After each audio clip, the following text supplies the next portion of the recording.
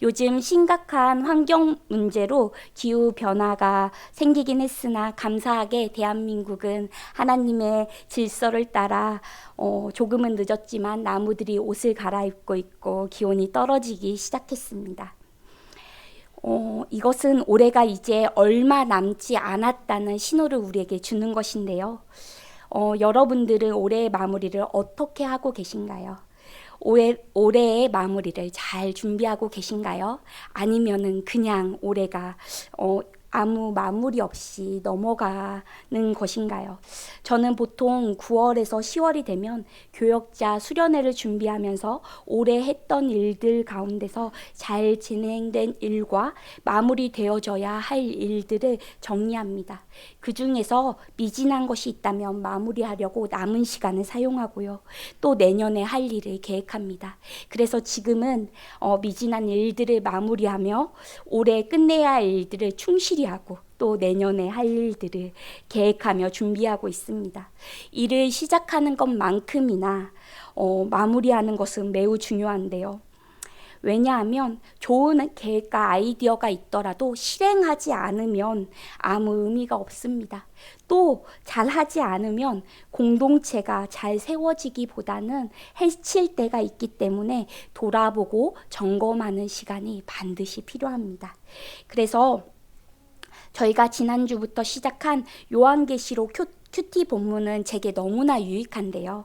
왜냐하면 특별히 2장에서 3장은 소아시아에 있는 7교회에 편지하신 내용으로 각 교회를 통해 구체적으로 제 신앙과 우리 교회의 모습을 비춰보며 미진한 것과 또 우리가 주의해야 할 것과 계속 지속해야 하는 것이 무엇인지 점검할 수 있기 때문입니다. 요한계시록에 나오는 교회는 에베소를 시작해서요, 여행하는 것처럼 방문한 순서대로 따르고 있는데요. 그 7교회 중에서 한 교회를 저희가 새벽에 나누지 못해서 오늘 나누려고 합니다. 그게 빌라델비아 교회입니다. 그런데 저는 특별히 설교를 준비하면서 너무 기대감을 가지게 되었습니다. 특별히 본문에서 계속해서 교회들을 아신다 말씀하시는 주님께서 이 자리에 오신 성도님들을 아시고 이 말씀을 주신 줄 믿습니다.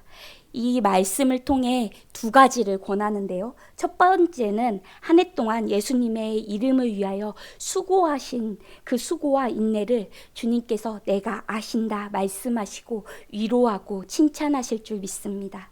그리고 두 번째로는 당부하신 하나님의 말씀을 꼭 붙들어서 이렇게 한 해가 끝나는 것처럼 우리의 인생이 주님 앞에 서는 그날이 반드시 있을 텐데 주님의 주신 그 약속을 꼭 받으시기를 축복합니다. 이러한 인생이 정말 성공한 인생이고 복된 인생인 줄 믿습니다. 그럼 올해까지 지금까지 너무 수고하셨던 여러분, 수고하셨기에 보너스처럼 주어지는 이 말씀을 들으실 준비가 되셨나요? 말씀을 읽지 않았지요? 제가 말씀을 읽었지요? 죄송합니다. 오늘 이 본문의 수신자는 빌라델비아 교회인데요. 보내시는 분은 예수 그리스도이십니다. 이 예수 그리스도께서는 자신이 어떠하시다 표현하고 계신데요. 이 부분은 거룩하고 진실하다 먼저 표현하시고요. 두 번째로는 다윗의 열쇠를 가지셨다.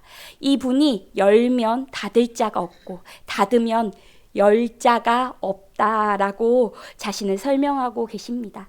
첫 번째로 거룩하고 진실하사라는 표현으로 예수 그리스도를 칭호하고 계신데요. 이 거룩이라는 단어는 우리가 구약 성경에서 하나님께 많이 사용되었기 때문에 우리는 하나님이 연상됩니다. 신약에서는 성령님을 표현할 때 가장 많이 사용되고 있고 예수 그리스도께서 거룩하다 사용할 때는 하나님과 동등된 분이시다라고 표현할 때 사용하고 있습니다. 그리고 진실하사라고 표현하고 있는 부분은 메시아와 관련된 표현으로 사용되고 있습니다.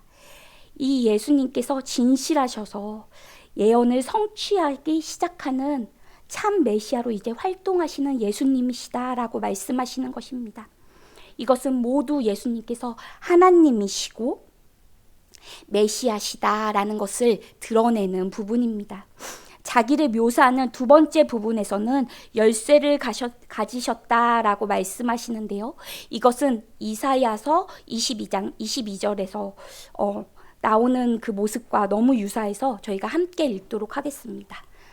함께 읽겠습니다. 내가 또 다윗의 집의 열쇠를 그의 어깨에 두리니 그가 열면 닫을 자가 없겠고 닫으면 열 자가 없으리라 라고 말씀하십니다. 신약에서 다윗과 예수님께서 함께 연결돼서 나오면 이것은 메시아를 의미할 때가 대부분입니다.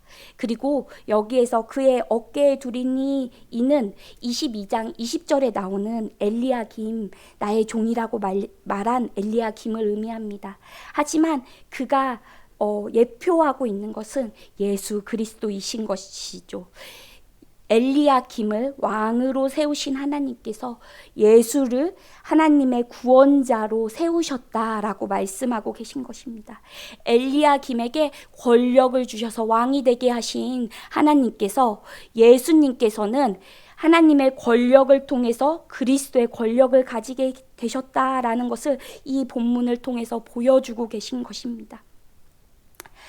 예수님께서는 다윗의 집의 열쇠를 가지신 메시아이신 것입니다. 이 본문은 이사야 9장 6절에서 7절 말씀도 우리에게 연상하게 합니다.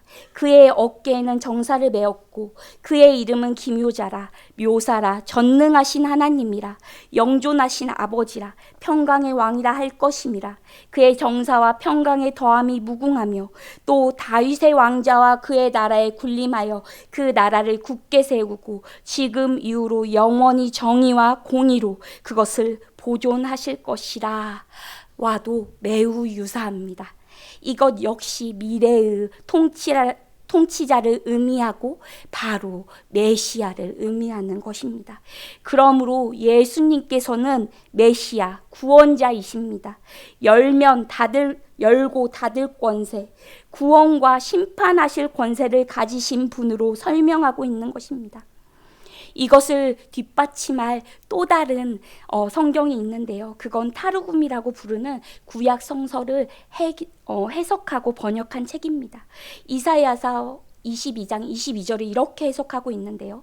내가 또 성소의 열쇠와 다윗의 집의 권세를 그의 손에 두리니 그리스도만이 그의 나라에 들어갈 수 있게 사람들을 주관하신다. 그 열쇠가 그 손 안에 그분에게 오직 있다라는 것을 강조하고 있는 것입니다. 그리고 이것을 우리는 8절에서 확인할 수 있습니다. 8절을 함께 읽도록 하겠습니다. 볼지어다 내가 내 앞에 열린 문을 두었으되 능히 닫을 사람이 없으리라 말씀하십니다. 그리스도께서 이 능력을 빌라델비아 교회를 위해 사용하신 것을 우리는 볼 수 있습니다. 빌라델비아 교회 성도들에게 구원의 생명으로 들어가는 권세, 그 문을 열어 놓으신 것입니다. 이것은 다윗의 열쇠로 들어가는 것과 하나님의 도성, 성전에 들어가는 것과 동일하게 하나님의 나라에 들어가는 것을 의미하고 있는 것입니다. 왜 이들은 하나님의 나라에 들어간다고 말씀하시는 걸까요? 내가 내 행위를 안다. 어떤 행위를 안다고 말씀하시는지 8절의 하반절을 함께 읽도록 하겠습니다. 내가 작은 능력을 가지고서도 내 말을 지키며 내 이름을 배반하지 아니하였도다 라고 말씀하고 계십니다. 이 빌라델비아 교회는 어떤 상황 가운데 있었을까요? 이곳은 소아시아, 지금 터키를 의미하는데요. 빌라델비아 교회는 리디아 주의 중심 도시로 교통의 요충지였습니다. 또 전략의 요충지였고 무역과 상업이 발달해서 에게의 건너편의 헬라 문화를 소아시아 동쪽으로 전달하는 통로의 역할을 하는 도시였습니다. 그런데 이 도시의 영적 상황은 어땠는지 보면 소 아테네라고 불릴 만큼 우상이 아주 많았다고 합니다. 그리고 황제 숭배가 극심하여 기독교 박해가 많았고 순교한 그리스도인들이 많았다고 이야기합니다. 또 유대교 회당을 중심으로 그리스도인들을 향한 유대인들의 박해가 극심했던 지역이다라고 이야기합니다. 그리고 성경에서는 이 빌라델비아 교회가 작은 능력을 가진 교회였다라고 이야기하고 있습니다. 빌라델비아 교회는 규모가 작았고 주변에 영향을 끼치기에는 능력적으로 미약했다라는 것을 이 본문에서 내포하고 있습니다. 저는 중국에서 가정교회에서 사역한 적이 있는데요. 정부의 감시와 간섭이 심했기에 중국에서는 아시다시피 가정교회가 참 많이 있습니다. 이런 가정교회는 보통 장소 하나를 렌트해서 사용합니다. 스티로폼이나 방음을 할 수 있는 스펀지를 문에 붙이거나 벽에 붙여서 소리가 밖으로 나아가지 않도록 노력합니다. 그리고 몰래 둘둘 셋세 무리를 지어서 아파트로 들어갑니다. 이렇게 하는 이유는 아파트 출입구 키가 여러 개가 없기 때문입니다. 그리고 그렇게 들어갈 때는 집세를 냈음에도 불구하고 경비원이 있는지 없는지 살피고 들어갑니다. 왜냐하면 많은 무리가 들어갈 때면 여기가 교회인 것을 들킬 수도 있기 때문입니다. 엘리베이터에서 혹시 주민을 만나더라도 아무 말도 하지 않습니다. 집 안에는 매주 그 등받이가 없는 플라스틱 의자를 깔고 예배를 드리곤 합니다. 찬양을 할 때도 큰 소리를 낼 수 없습니다. 기도를 할 때도 큰 소리를 낼 수 없습니다. 왜냐하면 들키게 되면 정부의 제재를 받기 때문입니다. 작게는 예배를 닫고 흩어져야 합니다. 크게는 조사를 받고 외국인들은 비자를 연장할 수 없고 때로는 추방을 당합니다. 현지인들은 또 업무 자체에서 승진해서 재해를 당하는 불이익을 겪거나 감금당할 수 있기 때문에 조심했던 기억이 있습니다. 하지만 빌라델비아 교회가 순교로 유명한 지역이었기 때문에 제가 받은 이러한 중국 정부의 탄압은 비할 바가 아닐 것입니다. 그럼에도 저는 돌아와서 열려있는 공간에서 찬양과 기도를 할 때면 불안했던 기억이 있습니다. 교회로 전화로 교회 사람들과 약속을 잡을 때면 심장이 두근거렸던 기억이 있습니다. 그것이 자그만치 거의 3개월 정도 지속됐던 기억이 있습니다.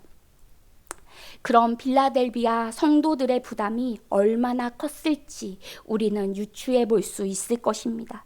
그런데 빌라델비아 교회는 외부로는 극심한 탄압이 있었지만 작은 능력의 이 교회는 상황을 회피하거나 핑계대며 타협하지 않았습니다. 그들의 행위로 그리스도의 말씀을 지켰다 말하고 있습니다. 그리고 그리스도의 이름을 배반하지 않았다라고 말하고 있습니다. 여기서 행위라는 단어는 만들다, 생산하다라는 의미를 가지고 있는데요. 이들은 마음과 생각에 있는 것들, 그리고 그들이 믿는 바를 실제로 만들어낸 것입니다. 실제로 생산해낸 것입니다. 성도 개개인이 그 행위로 예수 그리스도의 말씀을 지켜 행했다 말하는 것입니다. 이러한 행위를 우리의 삶 속에서 본다면 우리는 계란으로 바위 깨는 것과 치는 것과 같이 보일 수 있는 상황입니다. 세상 가운데 힘센 사람 앞에서 이 작은 능력으로 하나님의 말씀을 지켜 행하는 것은 예수님께서 십자가에 달리실 때 모습을 우리에게 연상케 합니다. 달리시기 전에 군인들이 그분에게 자색옷을 입히고 가시 면류관을 씌우며 경례하여 유대인의 왕이여 평안할지어다 라고 조롱하고 비웃음을 당할 만한 일인 것입니다. 또 누군가는 그렇게까지 행해야 하는 것이라고 질문할 수도 있습니다. 또 다음 상황에 조금 더 나아지면 하자라고 설득하는 말을 할 수도 있습니다. 하지만 빌라델비아 교회 사람들은 거룩하고 진실하시고 하나님 나라의 열쇠를 가지신 이의 말씀을 행하는 것은 반드시 지켜야 하는 일이었습니다. 아무 죄가 없으신 하나님이신 예수님께서 나의 죄, 우리의 죄, 인류의 모든 죄를 담당하기 위해서 십자가에 기꺼이 달리셨는데 모든 추악한 죄, 간혹 우리가 발견할 때 우리 스스로도 우리가 부인하고자 싶은 그러한 죄들을 다 담당하셨는데 죽을 수밖에 없는 우리를 참 생명, 참 사랑, 참 진리, 참 자유를 주셨는데 그분의 말씀에 순종하지 않는 것은, 그런 결정 따위는 내게 없다, 이들은 부인한 것입니다. 내가 사는 내 생명이 아니라 내 생명은 예수 그리스도의 생명이다, 그 고백을 이들은 행위로 그리스도의 말씀을 지킴으로 증명한 것입니다. 주님께서는 그것을 아신다라고 이들에게 말씀해 주시는 것입니다. 내가 내 행위를 안다라고 말씀해 주시는 것입니다. 이것은 빌라델피아 성도들 뿐만이 아닌 줄 믿습니다. 오늘 이 자리에 계신 성도님들이 그러신 줄 저도 압니다. 삶의 자리에 여유가 있게 행동하실 수도 있지만 세진자를 섬기기 위해 그 여유와 시간과 물질을 내놓으신 성도님이 계신 줄 압니다.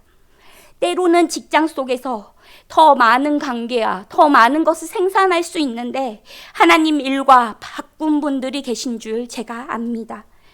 가족들과 함께 할 수 있는 시간을 하나님께 예배 드리는 것을 준비하기 위해 가족들을 불러서까지 섬기시는 분들이 계신 것을 제가 압니다.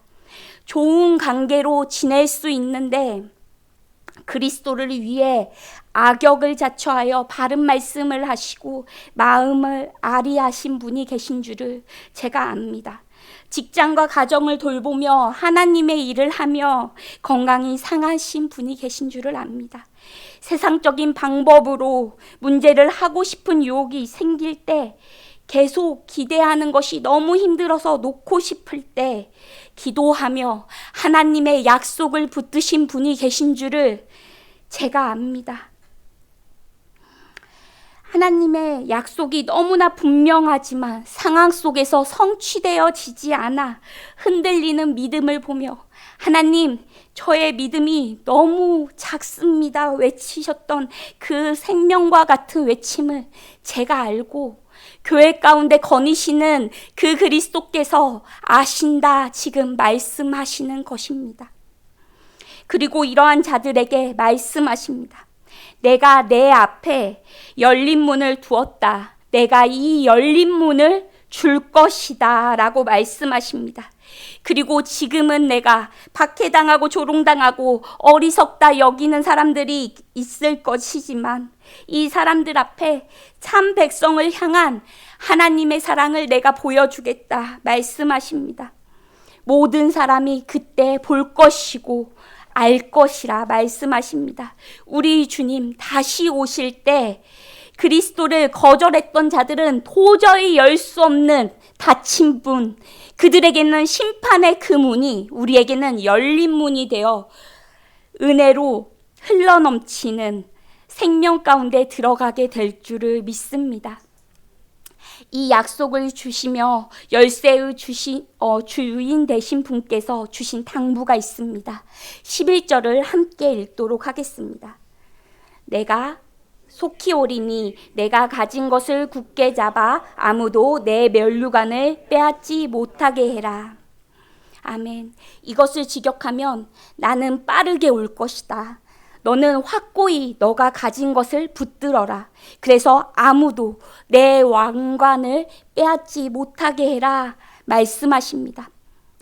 예수님께서는 성도들이 계속해서 겪게 될 시험이 있다라고 말씀하십니다.